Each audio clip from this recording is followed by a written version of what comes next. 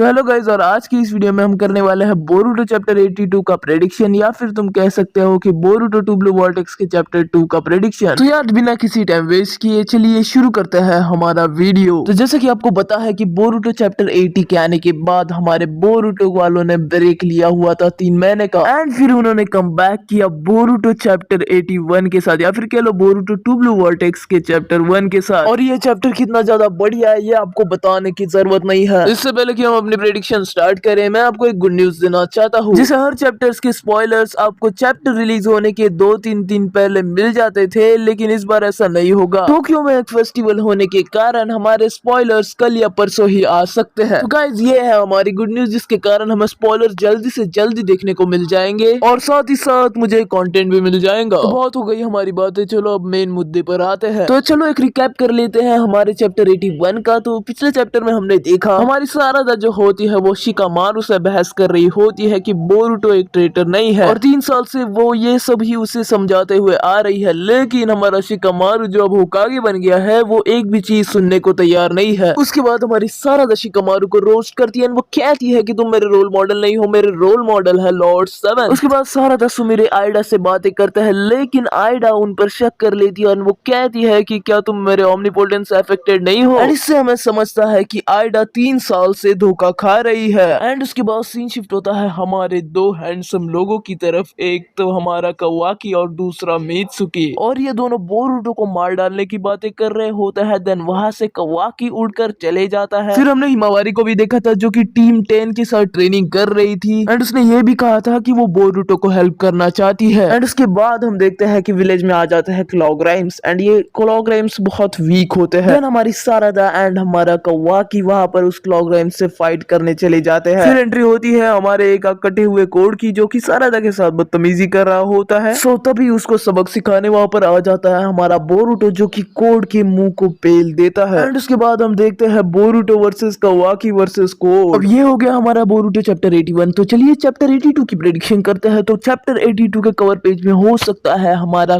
कवाकी, और वही कुछ लीकर्स ये भी कह रहे हैं कि बोरुटो चैप्टर 82 के कवर पेज पे होने वाला है हमारा शिकामारू। तो यार इन दोनों में से एक तो कंफर्म है। तो चलिए अब स्टार्ट करते हैं हमारे प्रेडिक्शन के साथ। तो इस चैप्टर की शुरुआत वही से होगी जहाँ पर पिछला चैप्टर खत्म हुआ था, मतलब Boruto versus Kawaki versus Code. And Code और उसके क्लॉग्राइम्स को हराने के लिए हमारा कवाकी और बोरुटो टीम अप भी कर सकते हैं। और यार शिकामारू ने भी कहा था कि उनकी पहली प्रायोरिटी बोरुटो नहीं बल्कि कोड है, एंड इसलिए वो पहले कोड को ही एलिमिनेट करना चाहेंगे। कोड के पास उसकी क्लॉग्राइम्स की आर्मी होने के बावजूद भी उसने 3 साल पहले अटैक नहीं किया, लेकिन अब कवाकी और सब पावरफुल होने के बाद वो अब 3 साल बाद अटैक कर रहा है, जिससे हमें ये पता चलता है कि कोड बहुत ज्यादा डम है। और उसने ऐसा कहा था कि वो विलेज पे उसने इसलिए अटैक नहीं किया क्योंकि वो बोरुटो को पहले मारना चाहता था, लेकिन वो बोरुटो को भी नहीं मार पाया। क्या गुंडा बनेगा रे तू।